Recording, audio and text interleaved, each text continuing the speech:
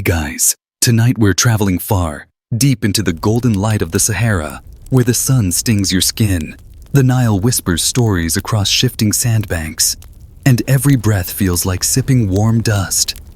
You're not in a cozy cottage or a bustling Roman street tonight. You're in ancient Nubia, somewhere between present-day northern Sudan and southern Egypt, where civilization has been quietly brewing, in more ways than one. You blink against the sun, your feet half buried in sand, and the world around you smells like a clay hearth and crushed sorghum. You're thirsty, desperately thirsty, and if you're hoping for clean bottled water, well, sorry, this is 1-800 years ago. Your only option?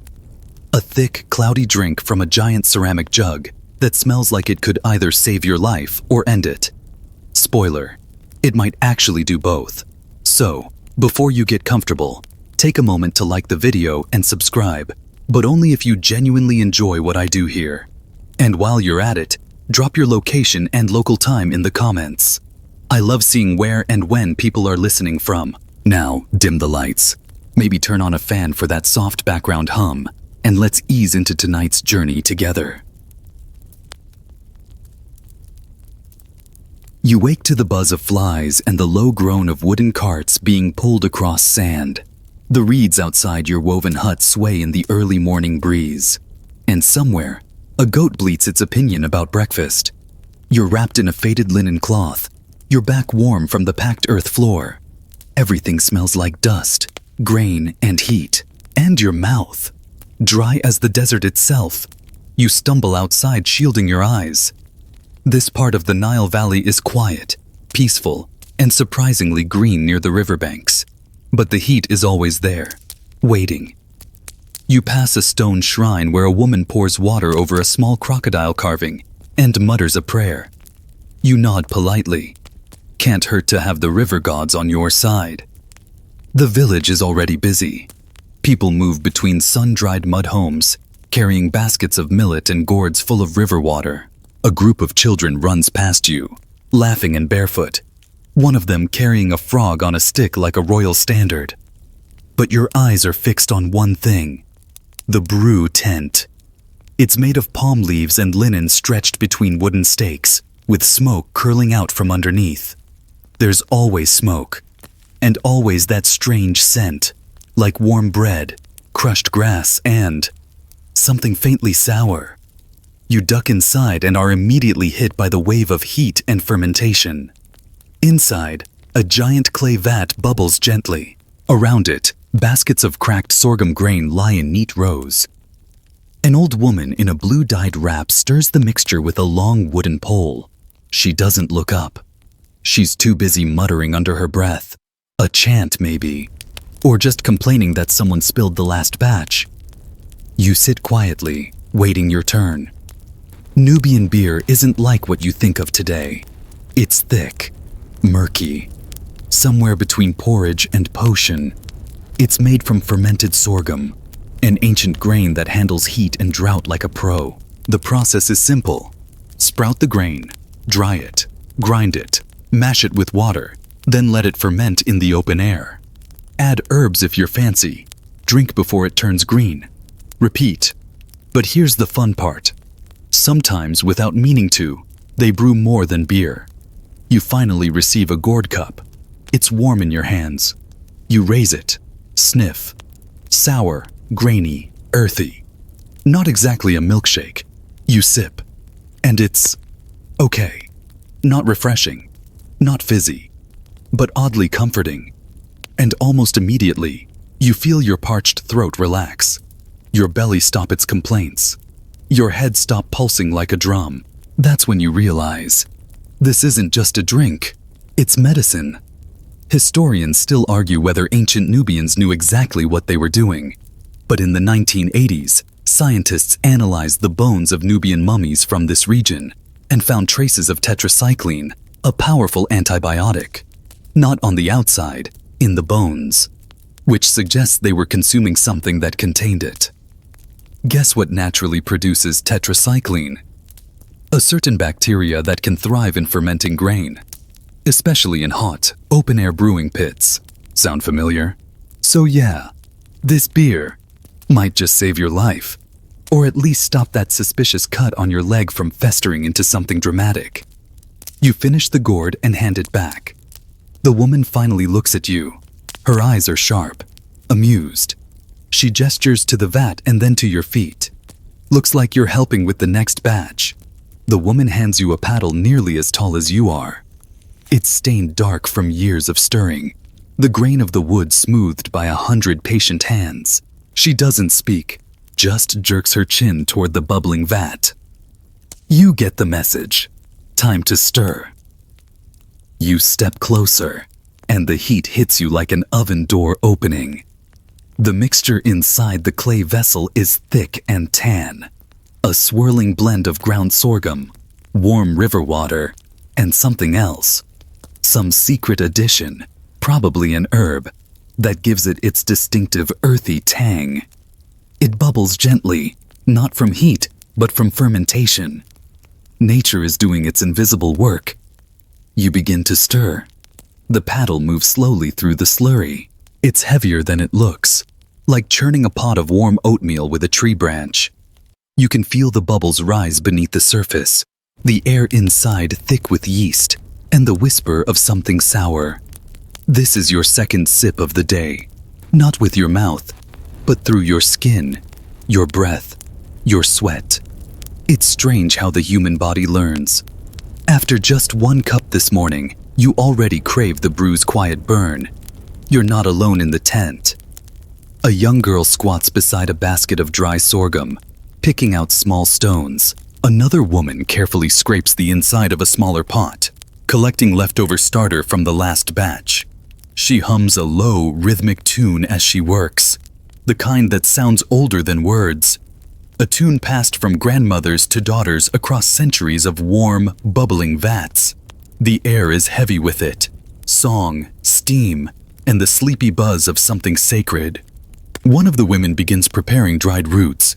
She shaves thin curls off a dark, knotted branch and drops them into a pot of hot water nearby. It smells bitter, like bark and smoke.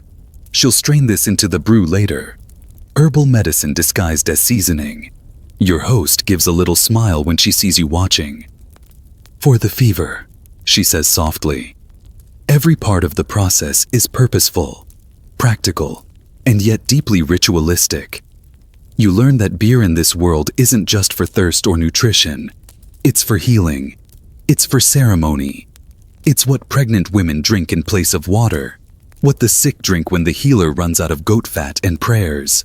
What the elders sip when their joints ache like twisted wood. Even children get tiny sips on feast days, thinned with water and mixed with honey. You finish your stirring, arms sore, and sit back near the tent flap. Outside, the heat is building, and somewhere in the distance, drums begin to beat.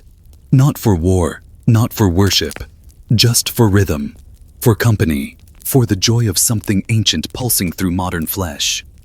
One of the women brings you a small snack, a flat round bread still warm from the fire, with mashed dates and a smear of crushed lentils. It's delicious. You dip the edge into a gourd of the cooled brew, and for a moment, the world makes perfect sense. Grain, root, fire, and water. Nothing fancy, nothing wasted. You ask where the beer goes once it's ready. She shrugs, amused. Everywhere, she says. To the sick, to the priests, to the builders, to the dead. You blink. The dead? She nods. For the journey. Later that afternoon, a young man arrives with a linen-wrapped bundle and a look of exhaustion. He's come from a nearby settlement with a wound on his leg, nasty and swollen, the kind that makes you wince just looking at it. The older woman takes one glance, grunts, and pours him a bowl of the brew. She adds a few drops of something dark from a horn bottle. He drinks without hesitation. You watch as he leans back, the tension in his shoulders softening. His breathing evens. A trickle of sweat glistens on his brow. The wound still looks bad, but he looks better, less panicked, less brittle. You realize that in a world without penicillin, antibiotics, or antiseptics, this This strange, cloudy, bubbling brew is as close as it gets to medicine. Not a cure, but a comfort. Not a miracle, but a balm. And maybe, just maybe, a kind of ancient genius at work. Historians still argue whether the Nubians meant to brew antibiotics. Was it a divine accident? A fluke of fermentation? Or did generations of women and healers know, in their bones, that this beer held something powerful?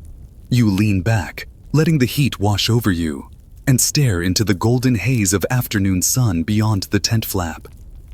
The beer is cooling now, resting, like you. The sun shifts overhead, casting long striped shadows across the tent's thatch walls.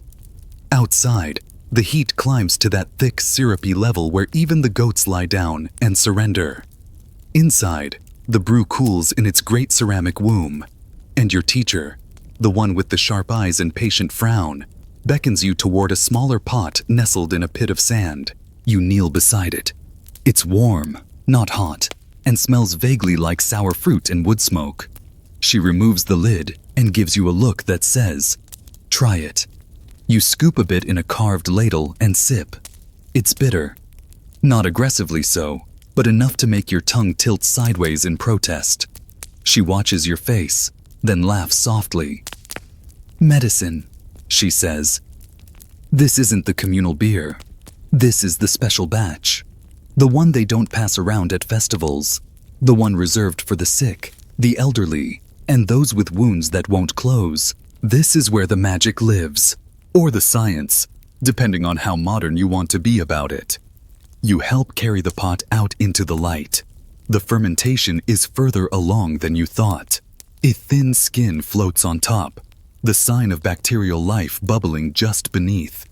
And it's that bacterial life, as you'll soon learn, that changes everything. The starter for this batch came from a mixture of sorghum flour, river water, and a well-worn wooden paddle never fully cleaned. It's not an oversight. It's intentional, because that paddle carries history. Layers of bacteria built up over months, even years of use. And those bacteria, living quietly in the fibers of the wood, are your secret weapon. When this mixture sits just long enough in the open air, where dust and spores drift lazily from water, trees, and human skin, a certain soil-loving bacteria often finds its way into the pot, Streptomyces. And Streptomyces doesn't just live quietly. It produces tetracycline, an antibiotic still used in modern medicine today. Back in the 1980s, when scientists examined Nubian mummies from this very region, they found something surprising. Elevated levels of tetracycline embedded in the bones. Not surface contamination. Deep, chronic exposure. Which means the Nubians weren't just ingesting it once or twice, they were consuming it regularly. So yes, that thick, grainy, unfiltered beer you've been drinking with a hint of tree bark in yesterday's heat, it may be one of the oldest known forms of antibiotic therapy in human history. Did they know it? Did they mean to do it? Historians still argue whether it was deliberate experimentation, ancestral intuition, or a very lucky accident. Some point to the deliberate cultivation of specific fermentation environments and the passing of starter material between generations as evidence of ancient microbial awareness. Others argue that the health benefits were just a fortunate side effect. You sip again. Still bitter. Still oddly reassuring. Your stomach feels settled, and that scratch on your wrist from earlier, not throbbing like it was this morning. You may not be ready to write a scientific paper, but your body knows something has shifted. The afternoon wears on. The brew settles. A group of women arrive carrying bundles of herbs, lemon balm, dried reeds, maybe even some desert frankincense. You help arrange them in low baskets, all carefully organized by scent and shape. They're added to different pots depending on the brew's purpose. Some beers are for strength, some for pain, others for ceremony. One of the women braids your hair, half ceremony, half distraction, while another prepares thin cakes on a flat griddle stone, flipping them with a wooden blade blackened from years of fire. You eat slowly, feeling the sun press gently on your back, the breeze cooling your face. the thick taste of beer still warm in your belly. By evening, the beer is ready. It's thicker now, more settled. The foam has retreated into lazy bubbles, and the aroma has mellowed into something almost sweet. This is when it's at its best. Not too sour, not too raw. Just enough sharpness to feel alive, and just enough warmth to make your eyes droop. They ladle it into clay jars and seal them with linen soaked in beeswax. Some will go to the healer's hut, some to the temple, some to households who bartered yesterday's fish or woven mats for a jug. And yes, some will be buried tomorrow with a man who died last week. Because even in the afterlife, beer matters. You help carry a jar down to the riverbank where a sick child waits under a palm canopy. She's wrapped in white linen, her eyes half closed, her mother gently fanning her with a reed mat. The brew is cooled with river water, sweetened slightly with date syrup, and offered one slow sip at a time.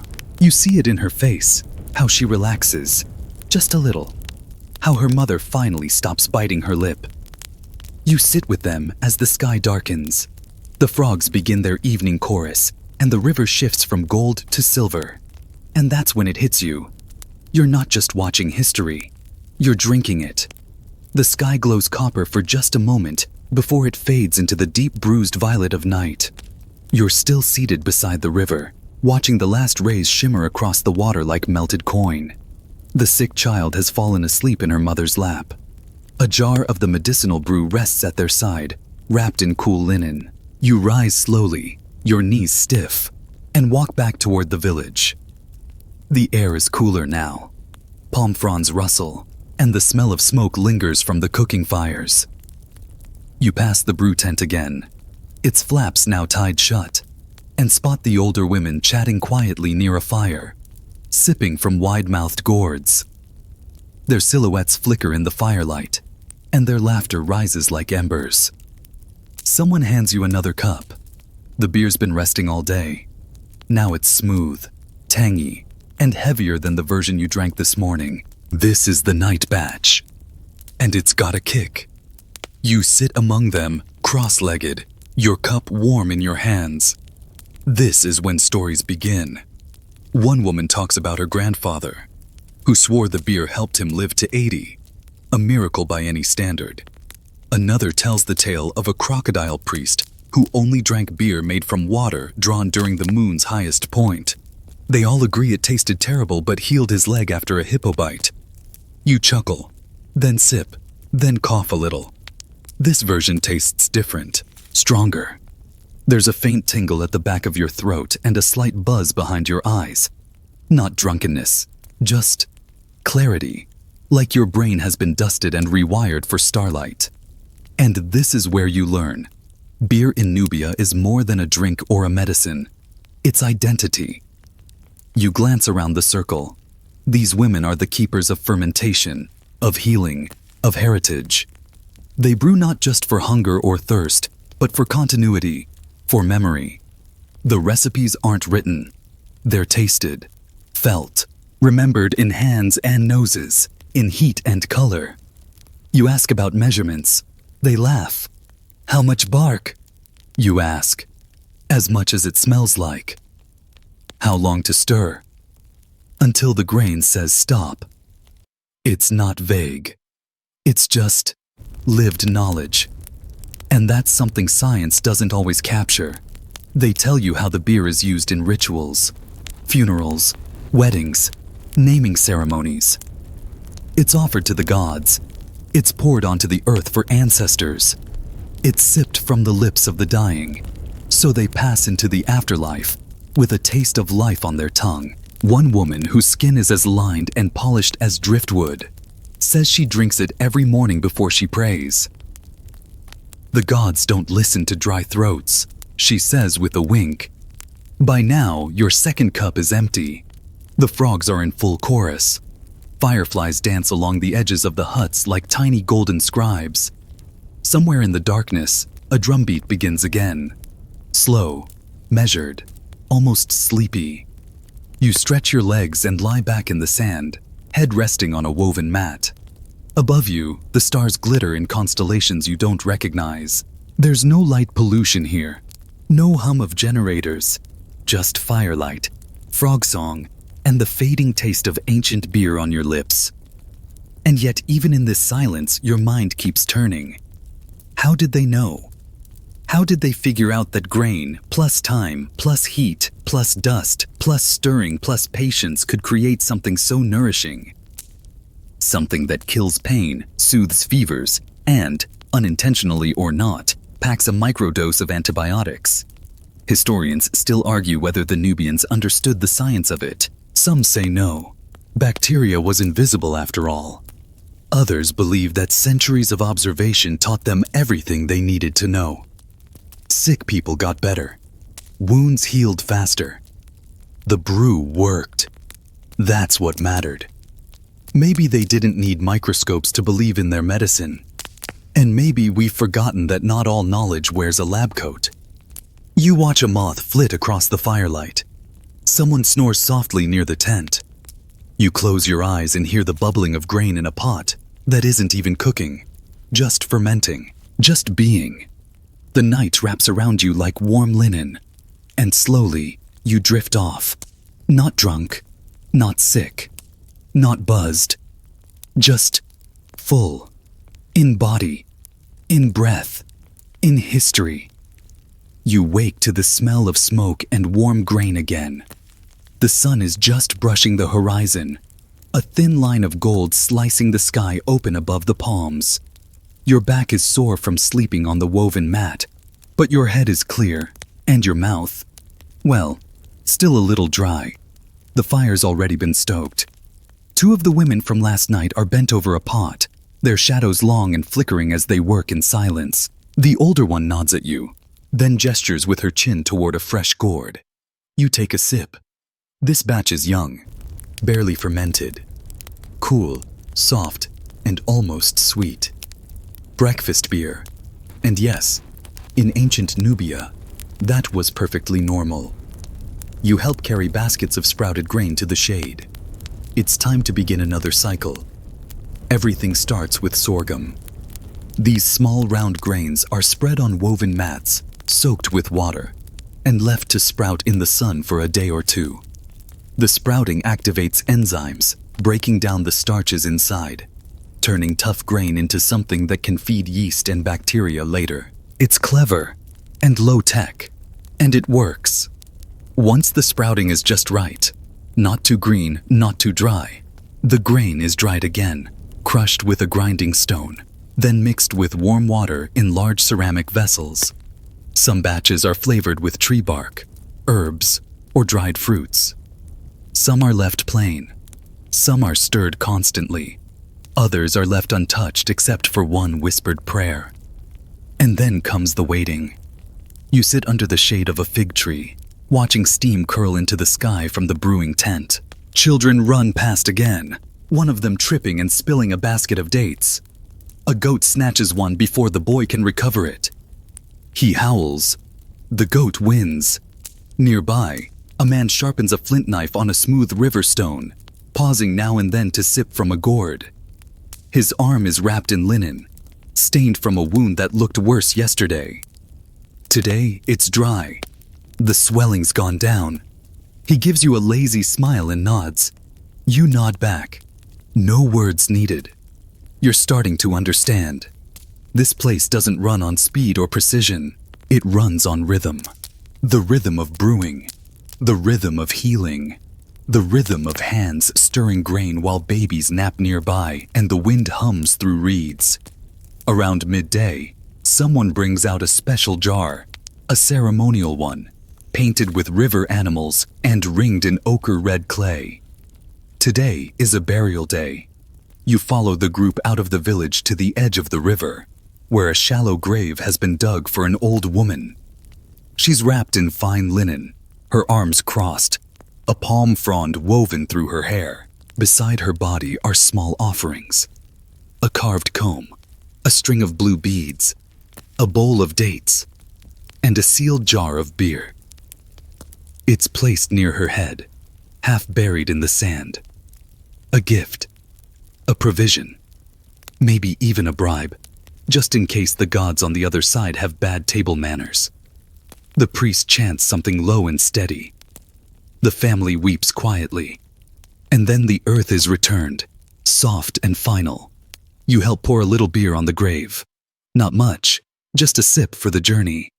On the walk back, someone hands you another gourd. This one's different, spicier, made with a rare root that burns your tongue just slightly.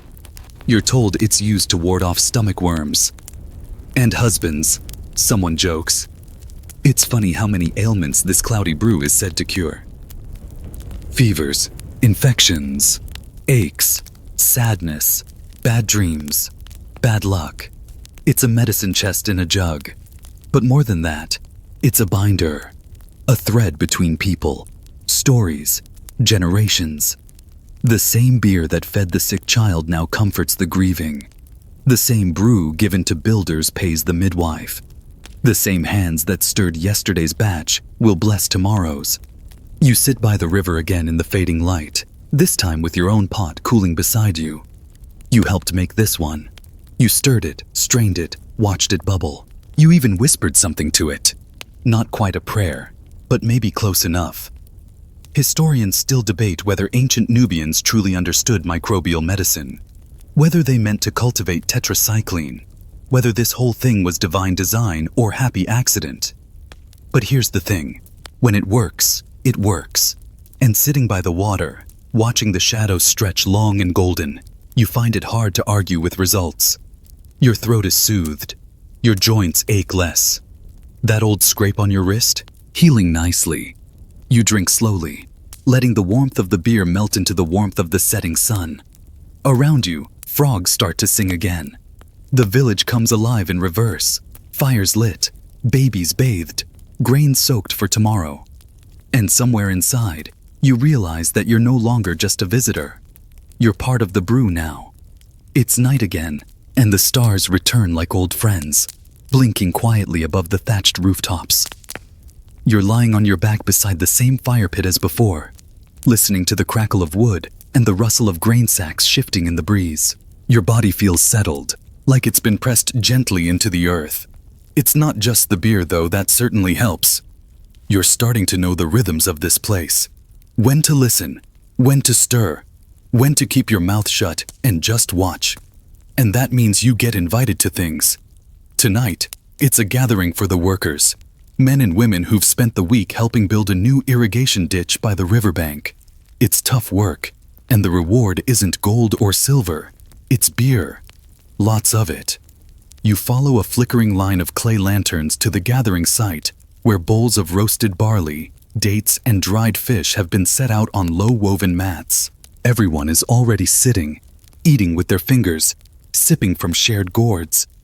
The air smells like smoke, earth, and sweat. The laughter is louder here, the jokes cruder, the beer stronger. You're handed a heavy jug and told to drink slowly. It's richer than the brews before, made with a darker grain and fermented longer. It bites a little on the way down, but settles warmly in your chest. One of the older men raises his bowl. "To the Nile," he says, "to the river that feeds and forgets." The group echoes him, their voices low and tired, but content. You ask how often they do this. "Every time we finish something," someone says, "or start something, or lose something." So, always. You sip again, and here's something strange. This batch tastes familiar, not just in flavor, but in feel. It's that same rough, chalky sensation you've come to associate with the healing brew. You ask. They nod. This one has the paddle. The paddle. It's the oldest stirring stick in the village, kept from mother to daughter, brewer to brewer. Not because it's magical, not because it's beautiful, but because it works. And somewhere deep in its fibers, the bacteria that produces tetracycline still lingers. You're told that every important batch is stirred with it, especially the ones given to workers after a long bruising week, because scraped knees and sore backs need help. And this is the kind of help that doesn't come in a pouch or a scroll. It comes in a cup, cloudy and sour, with a finish like warm dust and wood smoke. You laugh, because yes, of course they know. They may not call it bacteria. They may not talk about antibiotic resistance or cellular walls, but they know what this drink does. They know that wounds heal faster, that fevers break easier, that aches fade. They've watched it, felt it, lived it. Historians still argue whether ancient medicine was superstition or science, but those arguments usually come from people who've never stirred a pot in a village like this. The feast goes on into the night. A girl dances by the fire with a basket on her head. Someone plays a flute made from river reed, and the sound floats into the stars like it belongs there. You're handed one more cup before bed. This one's milder, sweeter, made from the tail end of the batch, diluted with cool river water, and mixed with a dash of honey. It's the version they give to children and the elderly, and to travelers who've stayed long enough to be trusted. You drink it slowly. The buzz isn't chemical, it's cultural.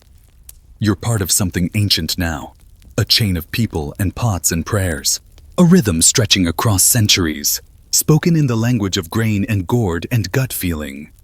You walk back to your mat by the brew tent, past sleeping dogs and glowing coals, and lie down with the soft hum of insects in your ears. The firelight flickers through the leaves above, casting tiny shadows that look like dancing spirits. You close your eyes and feel it all settle in you, thick and warm like the brew, and then you sleep. The next morning you rise before the sun, not because you're eager exactly, but because the village moves that way now, pulsing in your bones like a second heartbeat. You wash your face with water scooped from a clay jar and breathe in the scent of damp earth and fresh grain. In the pre-dawn quiet, everything feels still, suspended, like the day hasn't yet decided what it wants to become. You're invited, formally this time, to help brew. Not just stir, not just fetch grain, but actually brew. Your host greets you near the fire pit, nods, and hands you a long linen sash, simple, but dyed with river clay to mark your temporary status. Guest brewer. The older women smile when they see it. One even hands you a clean ladle.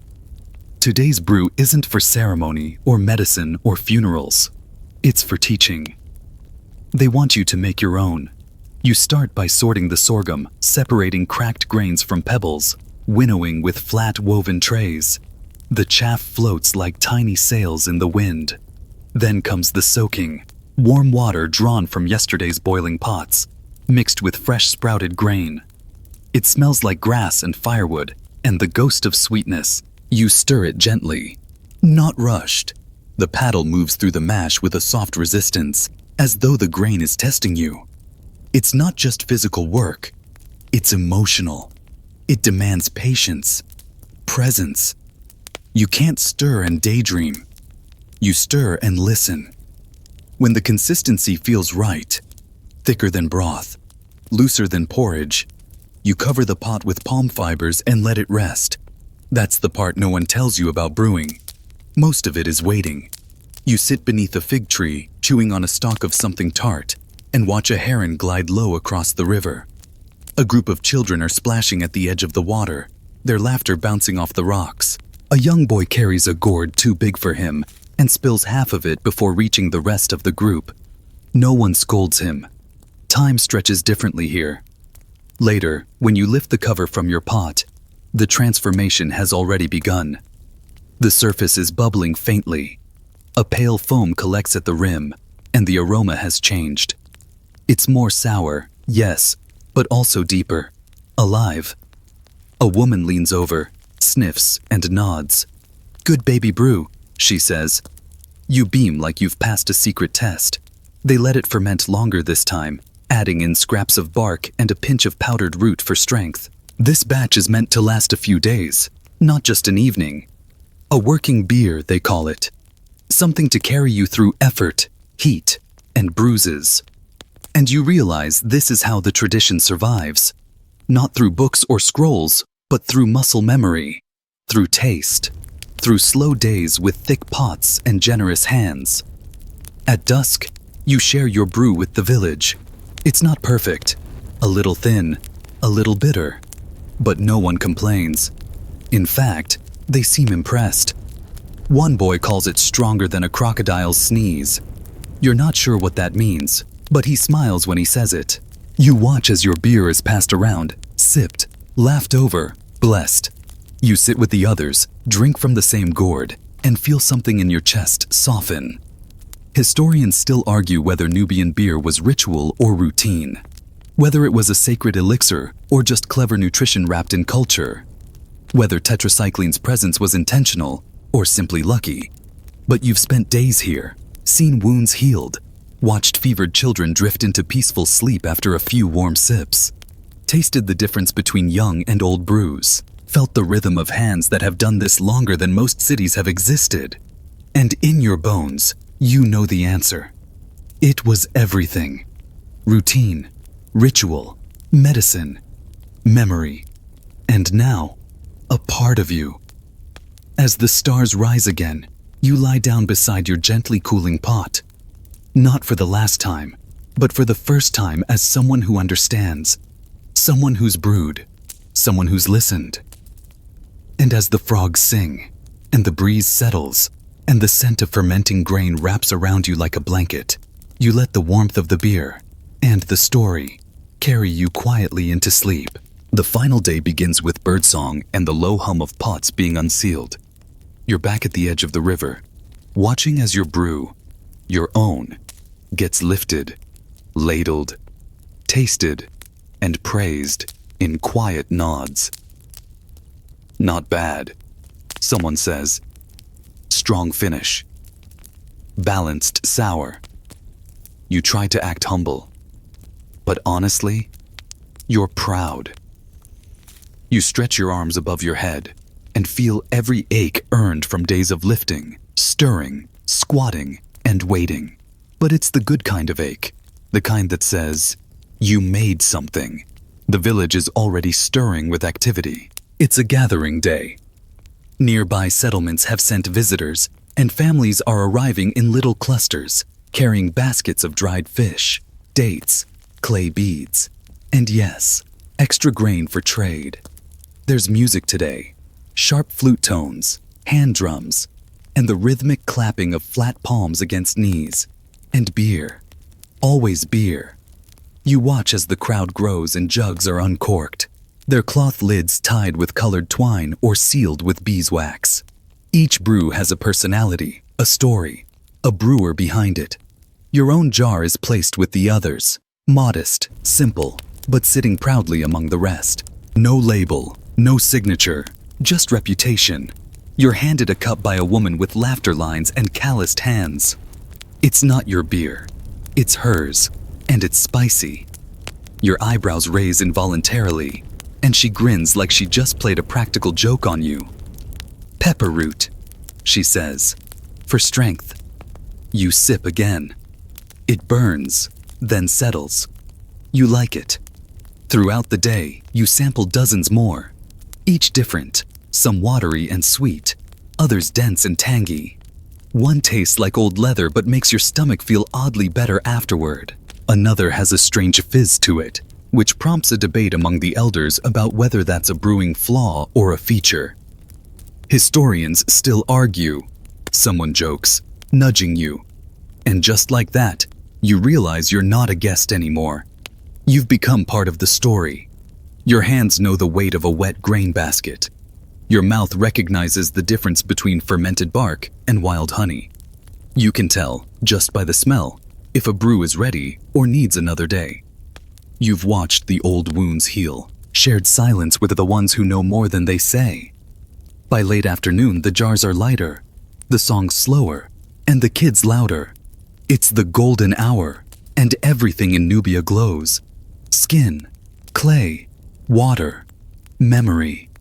You walk back to the river with your feet coated in dust and your mind full of strange comfort. You pause near the same shrine you passed your first morning, the crocodile carving still watching silently.